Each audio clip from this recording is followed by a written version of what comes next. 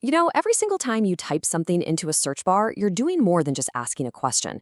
You're actually creating a tiny little data point.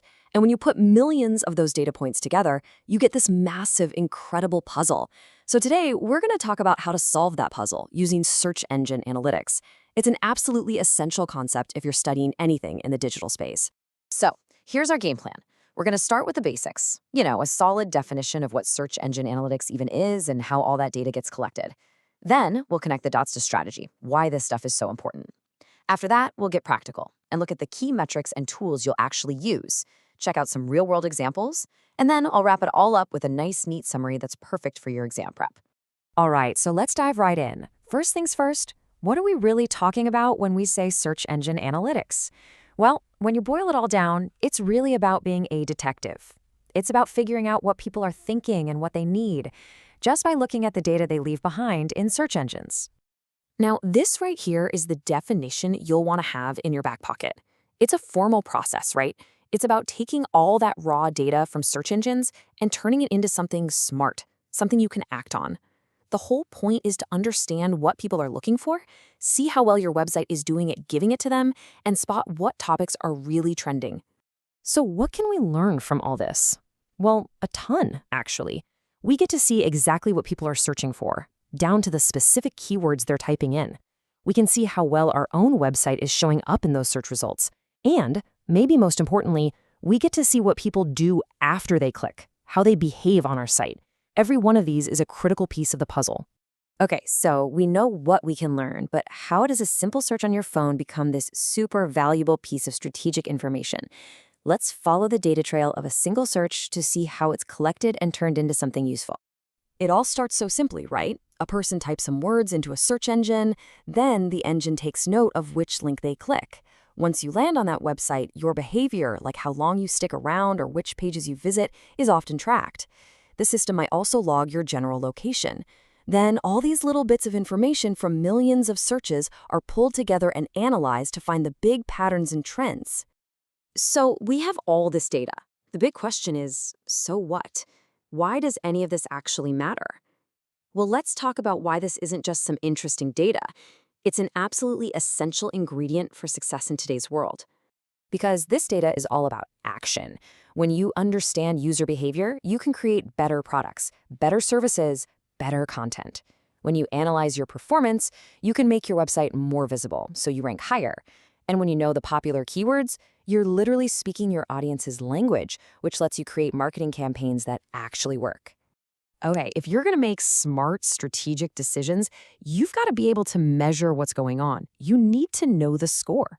So in this section, we're going to dig into the key numbers, the metrics, and the tools we use to track how we're performing online. First up, search volume. Honestly, the best way to think about this is just demand. It's a number that tells you how many people are looking for a specific thing over a certain period. If a keyword has a high search volume, that's a clear signal that a lot of people are interested in that topic. It's like taking the market's pulse.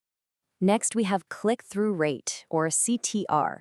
Look, it's great if your website shows up in the search results, but that's only half the battle. People have to actually click on it. CTR tells you what percentage of people who saw your link decided it was interesting enough to click. A high CTR means your title and description are doing a great job grabbing attention.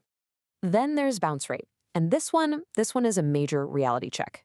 A bounce is when someone clicks on your site, takes one look, and immediately hits the back button. They're gone. If you have a high bounce rate, it's a huge red flag that your web page didn't give the user what they were expecting to find. And finally, we have what is arguably the most important metric of all, conversion rate. This is where the rubber meets the road. A conversion is when a visitor does the thing you want them to do, buy a product, sign up for a newsletter, fill out a form. Your conversion rate tells you how effective your website is at achieving your actual business goals. So, how do we track all these metrics? Well, we've got a whole digital toolkit. Google Analytics is like the main dashboard for your website. It shows you who's visiting and what they're doing. Then there's Google Search Console, which is like having a direct line to Google itself. It tells you how you're performing in their search results. And on top of that, you have powerful SEO tools like SEMrush that let you do deep dives, spy on competitors, and find new ways to climb the rankings. Okay, enough with the theory. Let's get real. Where is all this stuff actually used? What does it look like when we put search engine analytics into practice? The truth is, it's used everywhere. It's the absolute foundation of search engine optimization, or SEO. It's what powers smart digital marketing. Companies use it for market research to figure out what customers actually want. And analysts use it to spot the next big trend, which can influence the entire strategy of a business. Let me give you a really quick and concrete example. Let's say you're an e-commerce company, and one morning your analytics tool starts going crazy.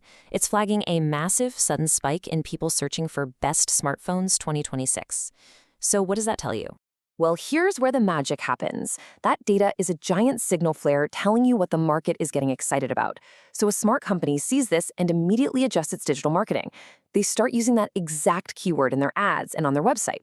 And just like that, they've tapped into a wave of interest, driving people who are already looking for that product right to their doorstep. That's turning data into dollars. All right, let's bring it all home. We have covered a lot of ground, so let's boil it all down to the absolute must-know essentials that you're going to need for your exams. Okay, if a professor asks for a 5 or 10 mark answer defining search engine analytics, this is the sentence you want to remember. It's perfect.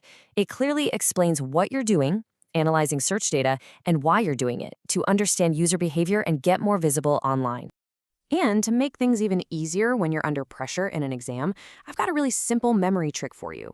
Just remember the acronym SCAT. Let's break it down real quick. S is for the search keywords that people use. C is for click-through rate, that crucial engagement metric. A is for the main goal, to analyze user behavior. And T is for tracking your traffic performance. SCAT, it's a super simple way to lock in the fundamentals. And I'll leave you with a final thought to chew on. Everything we've discussed today has been based on people typing words into a search box. But what happens as more and more people stop typing and start talking to their devices? We're all asking Alexa and Siri questions in full, natural sentences. So how is that going to completely change the data we collect and the way we analyze it? That, right there, is the future of this entire field.